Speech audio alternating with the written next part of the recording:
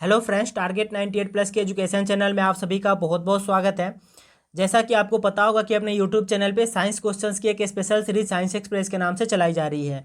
यह क्लास प्रतिदिन शाम 5 बजे 5 मिनट के लिए होती थी, लेकिन अब ये क्लास 5 मिनट की ना होकर के 10 से 15 मिनट की अप्रॉक्स हो सकती है। ठीक है, क्योंकि पिछले वीडियो में अपने एक कमेंट आया था एक फ्रेंड्स का कि जो भी क्वेश्चंस बताया करो उसमें थोड़ा सा एक्सप्लेन करके बताया करो। ठीक है, तो मैं आज से जो भी क्वेश्चंस बताऊंगा थोड़ा सा डिटेल में एक्सप्लेन करते हुए बताऊंगा ताकि आपको भी बोर फील महसूस ना हो। ठीक है, वैसे मैंने सोचा था कि एक क्वेश्चंस ये अपना जो सीरीज है इसे क्वेश्चंस की सीरीज रखें और एक थ्योरी की सीरीज अलग से चालू कर लेंगे। ठीक है, लेकिन मैं इसी सेशंस के माध्यम से जो भी क्वेश्चंस बताऊंगा थोड़ा सा डिटेल में आपको अच्छे तरीके से समझाते हुए बताऊंगा। ठीक है, चाहे थोड़ा सा टाइम अत्यधिक लग जाए, 5 की जगह पे 10 मिनट लग जाए। ठीक है, तो सेशन में लास्ट तक बने रहिएगा। 10 क्वेश्चंस डिस्कस करने वाले इस सेशंस के माध्यम से बहुत अच्छे लेवल के क्वेश्चंस है। आज का जो अपना टॉपिक है वो लाइट यानी कि प्रकाश से संबंधित पार्ट 4 है। लास्ट में आपसे एक क्वेश्चंस ऑफ द डे के रूप में क्वेश्चंस पूछे जाएंगे जिसका आंसर आपको कमेंट बॉक्स में बताना होगा। ठीक है, चलिए चलते हैं अपने सेशंस की तरफ आगे बढ़ते हैं। इससे पहले अगर आप टारगेट 98 प्लस की एजुकेशन चैनल पे पहली बार विजिट किए हैं तो इसे सब्सक्राइब कर लीजिए और साथ में नोटिफिकेशन बेल पे दबा के ऑल पे क्लिक कर लीजिएगा। चलिए चलते हैं अपने सेशंस की तरफ आगे बढ़ते हैं। गाइज, आज का जो अपना पहला क्वेश्चन है क्वेश्चन नंबर 1 है, इनमें से कौन सही है। ठीक है, ऑप्शंस पढ़िएगा।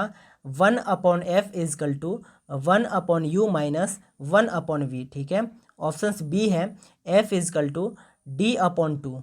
ठीक है, ऑप्शन सी है 1/f is equal to 1/u plus 1/v। ठीक है, ऑप्शन डी है अपने पास कि f is equal to u plus v। ठीक है फ्रेंड्स, सीधी सी बात आपको बताऊं तो इसमें आपको मिरर का फॉर्मूला पूछ रखा है। ठीक है, और इसका राइट आंसर हो जाएगा सी, यानी कि 1/f is equal to 1/u plus 1/v जो होता है ये कॉनकेव मिरर का फॉर्मूला होता है। किसका?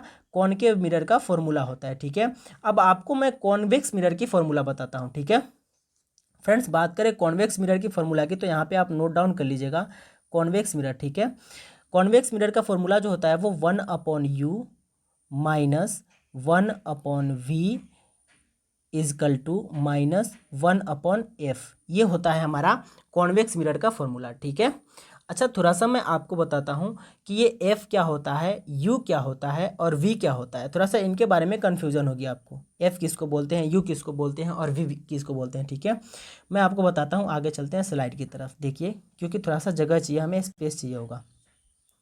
फ्रेंड्स, जो अपना एफ होता है उसे हम फोकल पॉइंट बोलते हैं। क्या बोलते हैं? फोकल पॉइंट बोलते हैं। एफ को हम फोकल पॉइंट बोलते हैं।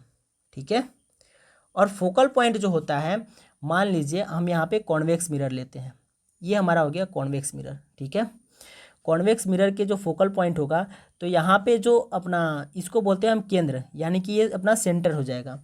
यहाँ पे हम किसी ऑब्जेक्ट को रखते हैं, यानी कोई वस्तु है। अब ये ऑब्जेक्ट और जो ये सेंटर के बीच की जो दूरी होती है इसी को हम बोलते हैं, इसके बीच की दूरी को एफ यानी कि फोकल पॉइंट बोलते हैं। ठीक है, क्या बोलते हैं इसको? फोकल पॉइंट बोलते हैं।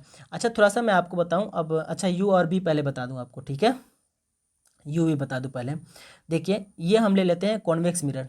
ठीक है, यहाँ पे हमने रख दिए एक किसी ऑब्जेक्ट को, ये ऑब्जेक्ट ए हो गया, ये ऑब्जेक्ट बी हो गया। ठीक है, यहाँ से जब, अच्छा मैं आपको बताऊं फ्रेंड्स, जो भी प्रतिबिंब अपना बनता है वो प्रतिबिंब तभी बनेगा जब दो लाइटें आपस में एक दूसरे को काटती हुई जाएंगी। ठीक है, आपस में एक दूसरे को जब भी दो लाइटें काटेंगी वहीं पे प्रतिबिंब का निर्माण होगा। तो जो अपना यहाँ पे प्रतिबिंब बनेगा, यहाँ से हमने दो लाइटें निकालेंगे हम, एक ऐसे और एक ऐसे। ठीक है, अब ये हमारा कॉन्वेक्स मिरर है। ठीक है, कौन सा? कॉन्वेक्स मिरर है। तो आप जानते होंगे कि कॉन्वेक्स मिरर प्रकाश की जो रिफ्लेक्शन के बाद उसको डाइवर्ज करता है, और जो कॉन्केव मिरर होता है उसको क्या करता है? कन्वर्ज करता है।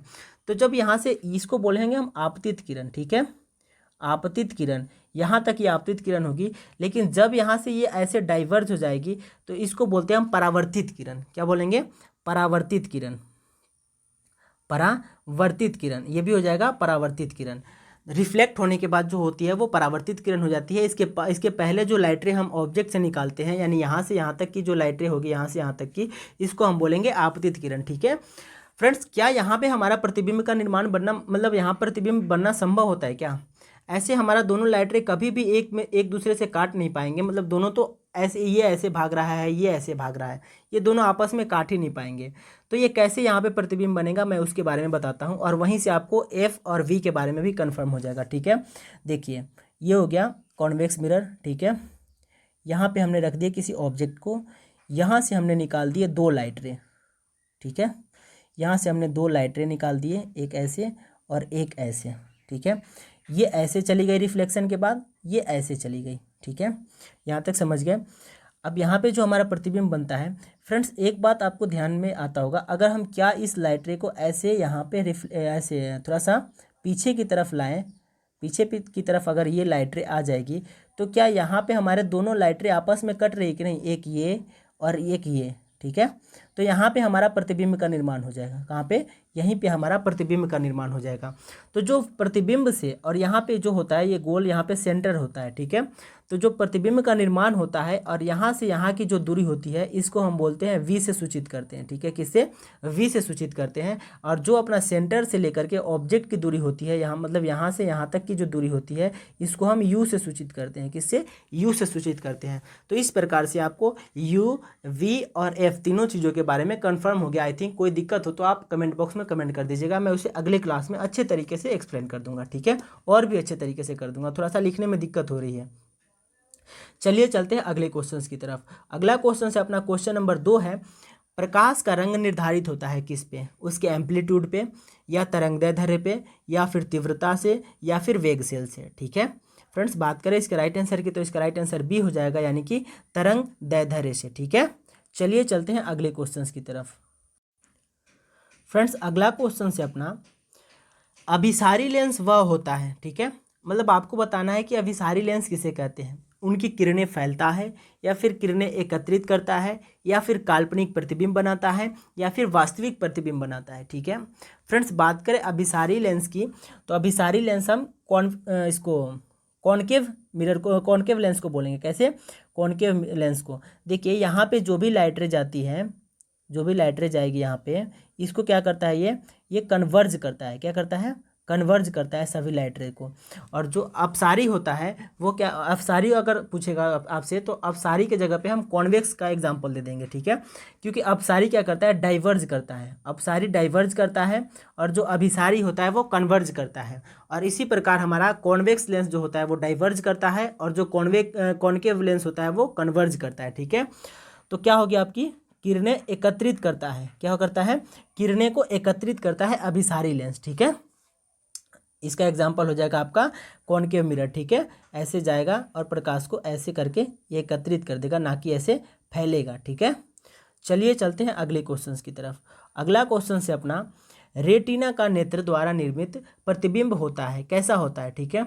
ऑप्शंस पढ़िएगा, वास्तविक, उल्टा तथा छोटा, वास्तविक सीधा तथा बड़ा, वास्तविक सीधा तथा छोटा, अवास्तविक छोटा उल्टा तथा छोटा, ठीक है। फ्रेंड्स बात करें इसके राइट आंसर की, तो इसका राइट आंसर हो जाएगा आपका, सॉरी पेन थोड़ा सा अच्छे से ले लूँ मैं, इसका राइट आंसर हो जाएगा आपका ए, ठीक है। यानी कि वास्तविक, उल्टा तथा छोटा, ठीक है। अच्छा फ्रेंड्स थोड़ा सा आपको एक चीज़ और बताता हूँ मैं, जो भी वास्तविक यानी कि रियल इमेज बनती है ना, वो हमेशा उल्टा बनती है। रियल इमेज हमेशा ही उल्टा बनती है, और जो अपना आभासी इमेज मतलब आभासी जो भी प्रतिबिंब बनता है वो इरेक्ट बनता है, मतलब सीधा बनता है, ठीक है। अच्छा मैं आपको वास्तविक और जो का आभासी प्रतिबिंब होता है उसके बारे में थोड़ा सा बता दूं क्या। देखिए पहले ही क्वेश्चंस में हमने एक एग्जांपल लिए थे कॉन्वेक्स मिरर का। किसका, कॉन्वेक्स मिरर का।